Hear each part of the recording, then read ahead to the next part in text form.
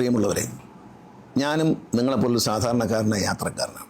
നമ്മുടെ റോഡുകളിൽ വലിയ ട്രാഫിക് കുരുക്കാണ് പല സ്ഥലങ്ങളിൽ. അതിൻ്റെ ഏറ്റവും വലിയ ഉദാഹരണമാണ് എറണാകുളം വൈറ്റില മുതൽ തൃശ്ശൂർ വരെയുള്ള ഭാഗം, അതുപോലെ മൂവാറ്റുപുഴ പോകുന്ന വഴിയിൽ അങ്കമാലിയിൽ നിന്ന് കാലടി ഭാഗം.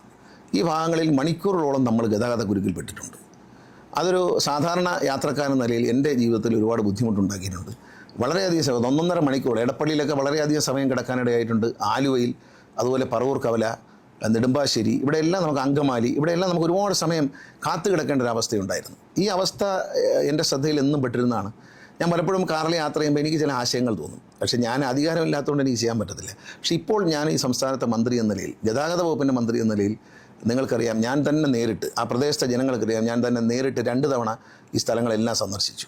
അതിൽ ഞാൻ മുന്നോട്ട് വെച്ച നിർദ്ദേശങ്ങൾ, എന്നോട് സഹകരിച്ച MLA മാരുണ്ട്, നാട്ടുകാരുണ്ട്, റെസിഡൻസ് അസോസിയേഷൻകാർ, മറ്റ് പഞ്ചായത്തിൻ്റെ പ്രതിനിധികൾ, ഇവരെല്ലാം എന്നോട് ഇക്കാര്യത്തിൽ സഹകരിച്ചു. ആ സഹകരിച്ചതിൻ്റെ വിജയമാണ് നമുക്ക് ഇടപ്പള്ളി മുതൽ കളമശ്ശേരി നമ്മളൊരു വൺ വേ ആക്കി മാറ്റുകയായിരുന്നു. ആ ഇടപ്പള്ളിയിലെ കുരുക്കുകൾ വളരെ നിസ്സാരമായി ഒരു ദിവസം രാവിലെ നിർദ്ദേശം കൊടുത്ത് വൈകിട്ടിന് മുമ്പ് നടപ്പിലാക്കാൻ കഴിഞ്ഞു. അതിൻ്റെ തുടക്കം ഇടപ്പള്ളിയിലെ കുരുക്കാണ്. പിന്നെ ആ ഇടപ്പള്ളിയിൽ കുരുക്കഴിക്കാൻ വേണ്ടി ഞാൻ വളരെ ലളിതമായി എൻ്റെ ഉദ്യോഗസ്ഥന്മാർക്ക് റഫായി വരച്ചു കൊടുത്ത ഈ ഒരു പ്ലാനിലൂടെയാണ് ഇടപ്പള്ളിയിലെ ട്രാഫിക് ജാം അഴിച്ചു മാറ്റിയത്. നമുക്കറിയാം, അവിടെ എത്രയോ മണിക്കൂറുകൾ കിടക്കണം. ലോറികൾ, ടാങ്കറുകൾ, കാറുകൾ എല്ലാവരും അവിടെ കാത്തു കിടക്കേണ്ട ഒരു അവസ്ഥയുണ്ടായിരുന്നു. ഇന്ന് അവസ്ഥ മാറ്റാൻ കഴിഞ്ഞതിൽ എനിക്ക് അതിയായ സന്തോഷമുണ്ട്. അതിൻ്റെ വീഡിയോ നിങ്ങൾ കണ്ടു കാണും, അല്ലെങ്കിൽ ഈ ഒരു പ്രോഗ്രാമിൽ നിങ്ങൾക്ക് ആ വീഡിയോ കാണാൻ പറ്റും.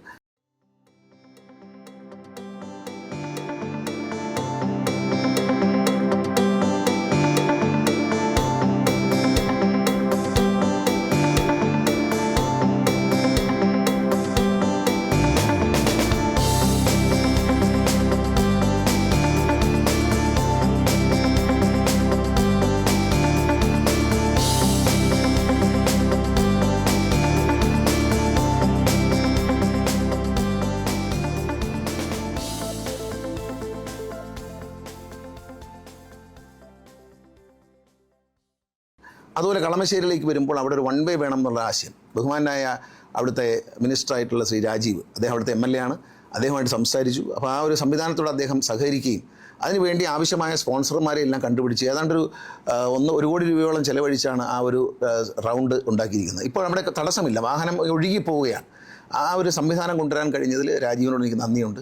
അതുപോലെ ഇടപ്പള്ളിയിലെ സംവിധാനങ്ങൾ ഏർപ്പെടുത്താൻ വേണ്ടി സഹകരിച്ച നമ്മുടെ ഉമാ തോമസ് MLA, അവർ വളരെ നല്ലൊരു സഹകരണമായിരുന്നു. അവരത് കുരുക്കഴിക്കണം എന്നതിൽ ഉമാ തോമസിന് വളരെ നിർബന്ധം ഉണ്ടായിരുന്നു. അതിന് ഞാൻ മുന്നോട്ട് വെച്ച ആശയം മാഡം സ്വീകരിക്കുകയും സഹകരിക്കുകയും ചെയ്തു. അതുപോലെ തന്നെ ആലുവയിലേക്ക് വരാം. ആലുവയിലേക്ക് പറവൂർ കവല ഒരു വലിയ പുലിവാലായിരുന്നു. അത് പറവൂരേക്ക് പോകുന്നവരെല്ലാം ലെഫ്റ്റ് ഫ്രീ ആക്കിക്കൊണ്ട് അത് ഫ്രീ ആക്കി വിട്ടു. പക്ഷേ അവിടെ കുറച്ച് റോഡ് അത്ര സുഗമമല്ല എന്നുള്ളത് കൊണ്ട് റോഡ് സേഫ്റ്റി അതോറിറ്റിയിൽ നിന്ന് 43 ലക്ഷം രൂപ അടിയന്തരമായി നാഷണൽ ഹൈവേക്കാർക്ക് കൊടുക്കും. അത് വെച്ചുകൊണ്ട് ആ ട്രാക്ക് ശരിയായാൽ അവിടെ വളരെ ക്ലിയർ ആവും. ആലുവയിലെ കുരുക്കഴിച്ചു. ആലുവ പാലത്തിലൂടെ തന്നെ കയറി വന്ന് സ്ട്രെയിറ്റ് ആയിട്ട് വരുന്നവർക്ക് സ്ട്രെയിറ്റ് ആയിട്ട് പോകാനുള്ള അനുവാദം കൊടുത്തുകൊണ്ട് അങ്ങനെ നമ്മൾ കുരുക്കഴിക്കുകയായിരുന്നു. ഇടപ്പള്ളിയിലും ഇതുപോലെ സ്ട്രെയിറ്റ് ആയിട്ട് ലെഫ്റ്റ് ട്രാക്കിൽ വരുന്നവരെ സ്ട്രെയിറ്റ് പോകാൻ അനുവദിച്ചു. അത് കഴിഞ്ഞ് പിന്നെ നെടുമ്പാശ്ശേരി നമ്മൾ ചെല്ലുമ്പോൾ റെഡ് ലൈറ്റ് കത്തിക്കഴിഞ്ഞാൽ തൃശ്ശൂരേക്ക് പോകാനുള്ളവരും പാലക്കാടേക്ക് പോകാനുള്ളവരും നെടുമ്പാശ്ശേരിക്ക് പോകാനുള്ളവരെല്ലാം ഈ ലൈനിൽ കെട്ടിക്കിടക്കുമായിരുന്നു. ഇപ്പോൾ അത് മാറിയിരിക്കുന്നു. ഇടത്തുവശത്തെ ട്രാക്ക് ഫ്രീ ആക്കി കൊടുക്കുക എന്നുള്ള എൻ്റെ ഒരു ആശയമാണ്. അതങ്ങനെ ഫ്രീ ആക്കി കൊടുത്തപ്പോൾ പല അഭിപ്രായ വ്യത്യാസങ്ങളും ഉണ്ടായെങ്കിലും പക്ഷേ അത് ഫലത്തിൽ വളരെ ഗുണം ചെയ്തു. കാരണം നെടുമ്പാശ്ശേരിയിലേക്ക് വിമാനം കയറാൻ പോകുന്നവർക്ക് ലൈറ്റിൻ്റെ ടൈം കൂട്ടിക്കൊടുത്തു. അപ്പോൾ അവർക്ക് പോകുന്നവർക്കാണ് തിരക്ക്. എയർപോർട്ടിൽ നിന്ന് ഇറങ്ങി വരുന്നവർക്ക് അത്ര തിരക്കില്ല, അവർ വീട്ടിലേക്ക് പോവുകയാണ്. പക്ഷേ പോകുന്നവർക്ക് ഫ്ലൈറ്റ് പിടിക്കാനുള്ളൊരു തിരക്കുണ്ട്. ആ തിരക്കിൽ ഒരുപക്ഷെ ഇവരെല്ലാം ഈ ക്യൂവിൻ്റെ ഏറ്റവും പുറകിലായിരുന്നു. പക്ഷേ ഇന്ന് തൃശ്ശൂരേക്ക് പോകുന്ന വണ്ടികൾ, പാലക്കാട്, വടക്കൻ ജില്ലകളിലേക്ക് പോകുന്ന എല്ലാ വണ്ടികളും ലെഫ്റ്റിലൂടെ ഒരു ലാംഗ് ഫ്രീ ആക്കി വിട്ടതോടുകൂടി എല്ലാ ഹെവി വെഹിക്കിൾസും മറ്റു വാഹനങ്ങളും അതുവഴി മുന്നോട്ട് പോകുന്നു. അങ്ങനെ വരുമ്പോൾ നെടുമ്പാശ്ശേരിക്ക് തിരിയാനുള്ളവർ മാത്രമാണ് ആ ലൈറ്റിൽ കാത്തു നിൽക്കുന്നത്. ആ ലൈറ്റിൻ്റെ സമയം കൂട്ടി കൊടുത്തുകൊണ്ട് നെടുമ്പാശ്ശേരിയിലേക്ക് കൂടുതൽ വണ്ടിക്ക് തിരിഞ്ഞു പോകാൻ കഴിയുന്നത് ഒരു വലിയ സൗകര്യം തന്നെയാണ്. ഞാൻ അവിടെ നേരിട്ട് പോയി അത് അനുഭവിക്കാനിടയായി. അതുപോലെ അങ്കമാലി ഇതുപോലെ കുരുക്കായിരുന്നു. അങ്കമാലിയിൽ നമ്മൾ ഈ ലൈറ്റിൻ്റെ ടൈം മെയിൻ റോഡിൽ കൂട്ടിക്കൊടുക്കുകയാണ്. മെയിൻ റോഡിൽ കൂട്ടിക്കൊടുത്തതിന് ശേഷം അങ്കമാലിയിൽ 400ഓളം ബസ്സുകൾ എല്ലാ ദിവസവും അങ്കമാലിയിൽ ഈ റോഡ് ക്രോസ് ചെയ്യുമായിരുന്നു. പ്രൈവറ്റ് ബസ്സുകൾ ഒരു കാര്യവുമില്ലാതെ രാവിലെ മുതൽ രാത്രി വരെ സ്റ്റാൻഡിൽ വന്നതിന് ശേഷം 2.5 കിലോമീറ്റർ അധികമായി ഓടി ഈ റോഡ് ക്രോസ് ചെയ്യും. 400 ബസ്സുകൾ ക്രോസ് ചെയ്യുക എന്ന് പറയുമ്പോൾ ഈ റോഡിൽ വലിയൊരു കുരുക്കുണ്ടാകും. അപ്പോൾ ആ കുരുക്ക് ഒഴിവാക്കാൻ വേണ്ടി രാവിലെയും വൈകിട്ടും മാത്രം പ്രൈവറ്റ് ബസ് ക്രോസ് ചെയ്താൽ മതി. അത് പ്രൈവറ്റ് ബസ്സിൻ്റെ ഉടമകൾ ഒരു പരാതി പറഞ്ഞു, 2.5 കിലോമീറ്റർ ഞങ്ങൾ ഡെഡായിട്ട് വെറുതെ ഓടുകയാണെന്നുള്ള അവർ പറയാം. അതുകൂടി സ്വീകരിച്ചുകൊണ്ട് രാവിലെ ഒരു 9:30 മുതൽ 10:00 വരെയും വൈകിട്ട് ഒരു 4:30 മുതൽ 5:00 വരെ ഓഫീസ് വിടുന്ന സമയമാണ്. സിവിൽ സ്റ്റേഷൻ അവിടെയുണ്ട്. അത് കണക്കാക്കി ആ സമയത്ത് മാത്രം വണ്ടികൾ പോയാൽ മതി എന്ന് പറഞ്ഞുകൊണ്ടാണ് അങ്കമാലിയിലേക്ക് കൂടിക്കഴിഞ്ഞത്. പിന്നെ കരയാമ്പറമ്പിൽ എത്തുമ്പോൾ അവിടെ ആ ജംഗ്ഷനിൽ ഈ ലെഫ്റ്റ് പോകുന്ന വണ്ടി ഫ്രീ ആയിട്ട് വിടാൻ. അപ്പം ഞാൻ അവിടെ ചെന്നിരുന്നു. ആദ്യം അത് അടയ്ക്കുന്നതിനെക്കുറിച്ചൊരു അഭിപ്രായ വ്യത്യാസം ഉണ്ടായി. പക്ഷേ അത് പരിഹരിക്കുന്നതിന് ആ ഒരു ചർച്ചിനോട് ചേർന്ന് ഒരു ഹൈവേയിലേക്ക് ഒരു പ്രവേശന കവാടം നൽകണമെന്ന് പറഞ്ഞു. അതിപ്പോൾ നൽകി കഴിഞ്ഞു. ഇനിയിപ്പോൾ കരയാമ്പറമ്പിലുള്ള ആ ഒരു സൈഡ് അടയ്ക്കും. അടച്ചില്ലെങ്കിൽ കരയാമ്പറമ്പ് മുതൽ അങ്കമാലി വരെ ബ്ലോക്കായിട്ട് കിടക്കുകയാണ്. അത്രയും ദൂരം, വളരെ ദൂരം ബസ്സുകളും ആ ദൂരം അത്രയും വണ്ടി കെട്ടിക്കിടക്കുമ്പോൾ ഉണ്ടാകുന്ന സമയനഷ്ടം, അതുപോലെ ആ സമയത്ത് സ്റ്റാർട്ട് ചെയ്ത് നിർത്തിയിരിക്കുന്ന വണ്ടിയുടെ ഫ്യൂവൽ, ഇതെല്ലാം നമുക്ക് വലിയ നാഷണൽ വേസ്റ്റാണ്, ദേശീയ നഷ്ടം തന്നെയാണ് ഇതൊക്കെ. നമ്മുടെ സമയം വിലപ്പെട്ടതാണ്. നമ്മളടിക്കുന്ന ഡീസൽ കത്തിപ്പോവുകയും പൊല്യൂഷൻ ഉണ്ടാവുകയും ചെയ്യുന്നൊരു സാഹചര്യമുണ്ട്. അപ്പോൾ ഓടുന്ന സമയം എൻ്റെ ഒരു പ്ലാൻ എന്ന് പറയുന്നത് എത്രയും പെട്ടെന്ന് എറണാകുളത്ത് ഒരു ലോറിയോ ഒരു കാറോ ബസ്സോ പുറപ്പെട്ടാൽ എത്രയും പെട്ടെന്ന് തമിഴ്നാട്ടിലേക്ക് കടക്കണം. തമിഴ്നാട്ടിൽ നിന്നാണ് കൂടുതൽ ലോറികൾ വരുന്നത്. അത് വാളയാർ കടന്ന് എത്രയും പെട്ടെന്ന് പോവുക എന്നുള്ളതാണ് നമ്മൾ ചിന്തിക്കുന്നത്. അതുകൊണ്ട് തന്നെയാണ് ഇത്തരം പരിഷ്കാരം കൊണ്ടുവന്നത്. കൊരട്ടിയിൽ ഇതുപോലെ ഒരു പ്രശ്നമുണ്ട്. റോഡിൻ്റെ പണി നടക്കുന്നുണ്ടുള്ള ഒരു കാലതാമസമാണ്. പോട്ടയിലും അതിരപ്പള്ളിയിലേക്ക് പോകുന്ന ഭാഗത്തും അവിടുത്തെ മുനിസിപ്പൽ ചെയർമാനും അവിടുത്തെ MLAയും വളരെ കാര്യമായി സഹായിച്ചു. അവിടെ ആദ്യം ഒരു എതിർപ്പ് പറഞ്ഞെങ്കിലും പോട്ടയിൽ അതിനുശേഷം ഞാൻ സന്ദർശിച്ചതിന് ശേഷം 2 മരണങ്ങൾ സംഭവിച്ചു. അപ്പോൾ അതിനുശേഷം അത് മാറ്റാമെന്ന് പറഞ്ഞിട്ടുണ്ട്. അതുകൂടാതെ ഞാൻ കേന്ദ്ര ഗവൺമെൻറ്റിനോട് ആവശ്യപ്പെട്ട പ്രകാരം പോട്ടയിലൊരു അണ്ടർപാസ് നിർമ്മിക്കാൻ 48 കോടി രൂപ അനുവദിച്ചിട്ടുണ്ട്. ബഹുമാനപ്പെട്ട കേന്ദ്ര ഉപരിതല ഗതാഗത മന്ത്രി ശ്രീ നിതിൻ ഗഡ്കരിക്ക് നേരിട്ട് കത്തെഴുതുകയും അദ്ദേഹത്തോട് ആവശ്യം ഉന്നയിക്കുകയും ചെയ്തതിൻ്റെ അടിസ്ഥാനത്തിൽ 48 കോടി രൂപയാണ് പോട്ടയിലൊരു അണ്ടർപാസ് ഉണ്ടാക്കാൻ വേണ്ടി ഇപ്പോൾ അനുവദിച്ചിരിക്കുന്നത്. അപ്പോൾ അതുകൊണ്ട് ഈ ആശയങ്ങളോട് പൊരുത്തപ്പെട്ട ജനങ്ങളോട് ഞാൻ നന്ദി പറയുകയാണ്. ആ പ്രാദേശികമായി ഇതിനോട് സഹകരിച്ച ജനപ്രതിനിധികൾ, ആലുവ MLA അൻവർ സാദത്ത്, അതുപോലെ ചാലക്കുടി MLA, അങ്കമാലി MLA, ഇവരെല്ലാവരും ഇക്കാര്യത്തിൽ സഹകരിച്ചു. ഒത്തിരി സന്തോഷമുണ്ട്. കാലടിയിൽ ഇതുപോലെയാണ്. കാലടിയിൽ ഒരു റെസിഡൻസ് അസോസിയേഷൻ നൽകിയൊരു പരാതിയാണ്. ഞാൻ ഇത്തരത്തിൽ കുരുക്കഴിക്കാൻ പോകുന്നു എന്ന വാർത്ത കണ്ടപ്പോൾ കാലടിയിലെ റെസിഡൻസ് അസോസിയേഷൻ എന്നെ സമീപിച്ചു. പഞ്ചായത്തും അതിനോട് സഹകരിച്ചു. ഞാൻ അവിടെ പോയി കണ്ടു. അതാണ് കാലടി ഒരു ഡിവൈഡർ വെച്ചിരിക്കുന്നത്. ഡിവൈഡർ വെച്ചുള്ള ഈ പരീക്ഷണം വിജയിച്ചിരിക്കുന്നു എന്നാണ് കാണുന്നത്. അതുകൊണ്ട് അതിൻ്റെ കുറച്ചുകൂടി മെച്ചപ്പെട്ട നിലയിലേക്ക് മാറ്റാൻ സ്പോൺസർഷിപ്പിലൂടെയും റോഡ് സേഫ്റ്റി അതോറിറ്റിയുടെ ഫണ്ട് ഉപയോഗിച്ചും ഇത്തരം പരിഷ്കാരങ്ങളെ സ്ഥിരപ്പെടുത്തുമ്പോൾ അത് സുഗമമായൊരു യാത്ര ഉറപ്പാക്കും. അടുത്തതായി നമ്മൾ ലക്ഷ്യം വയ്ക്കുന്നത് വൈറ്റിലയാണ്. വൈറ്റിലേക്ക് വേണ്ടി ഞാനൊരു പ്ലാൻ അവിടെ നിന്ന് സൈറ്റിൽ നിന്ന് കണ്ടാലും എൻ്റെ യാത്ര ചെയ്യുമ്പോഴുള്ള പരിചയം മാത്രമല്ല, സൈറ്റിൽ ഇറങ്ങി നിൽക്കുമ്പോൾ വണ്ടിയുടെ മൂവ്മെൻറ്റ്സ് കാണുമ്പോൾ നമുക്ക് ഒരു ഡിസൈൻ ചെയ്യാൻ പറ്റും. ഇത് വേണമെങ്കിൽ ഇതൊക്കെ വേൾഡ് വൈഡായിട്ട് പഠിക്കാനൊക്കെ വലിയ ഇൻ്റർനാഷണൽ ഏജൻസിയൊക്കെ കൊണ്ടുവരാം, പഠിക്കാൻ കൊടുക്കാം, 1 വർഷം പഠിക്കാം, നടത്താതിരിക്കാം. പക്ഷേ ഇതൊന്നും ചെയ്തില്ല. വെറുമൊരു സാധാരണക്കാരായ ഡ്രൈവറുടെ പ്രായോഗിക ബുദ്ധി മാത്രമേ ഞങ്ങൾ പ്രയോഗിച്ചുള്ളൂ. മോട്ടോർ വെഹിക്കിൾ ഉദ്യോഗസ്ഥന്മാർക്ക് വരച്ചു കൊടുത്ത ഈ ചിത്രം വെറും അതുവഴി വണ്ടി ഓടിച്ചു പോകുന്ന ഒരു സാധാരണ ഡ്രൈവറുടെ മനോഭാവം, ഒരു യാത്രക്കാരൻ്റെ മനോഭാവം മാത്രമാണ്. അതിൽ നിന്നുണ്ടായ പ്രാക്ടിക്കൽ, എപ്പോഴും നമ്മൾ ശ്രദ്ധിക്കേണ്ടത് പ്രാക്ടിക്കലായിട്ട് പ്രായോഗികമായ പരിഷ്കാരങ്ങളെ ഫലിക്കുകയുള്ളൂ. അല്ല തിയറിറ്റിക്കായിട്ടുള്ള പരിഷ്കാരങ്ങൾ എളുപ്പമല്ല. ഒരു പക്ഷേ ഈ എടപ്പള്ളിയിലെ 4 മൂലയും അടച്ച് എല്ലാവർക്കും ലെഫ്റ്റ് ഫ്രീ കൊടുക്കുകയും സ്ട്രെയിറ്റായിട്ട് ഗുരുവായൂർ ഭാഗത്തേക്ക് വണ്ടി പോകാൻ അനുവദിക്കുകയും ടേണുകൾ വയ്ക്കുകയും ചെയ്തതോടുകൂടി ഈ കുരുക്കഴിഞ്ഞു. വേണമെങ്കിൽ ഇത് കോടാനുകോടി ചെലവഴിച്ച് ഒരു അണ്ടർപാസ് എന്നൊക്കെ പറഞ്ഞ് വേണമെങ്കിൽ നമുക്കൊരു വലിയ കലാപരിപാടി ആരംഭിക്കാമായിരുന്നു. പക്ഷേ അതൊന്നും വേണ്ടിയില്ല. പലപ്പോഴും നമ്മുടെ പ്രശ്നങ്ങൾ നമ്മൾ സൂചി കൊണ്ടെടുക്കാവുന്നതിനെ JCB കൊണ്ട് എടുക്കുന്ന ഒരു കാഴ്ചയുണ്ട്. ഇതിപ്പോൾ നമ്മൾ സൂചി കൊണ്ടങ്ങ് എടുത്തു.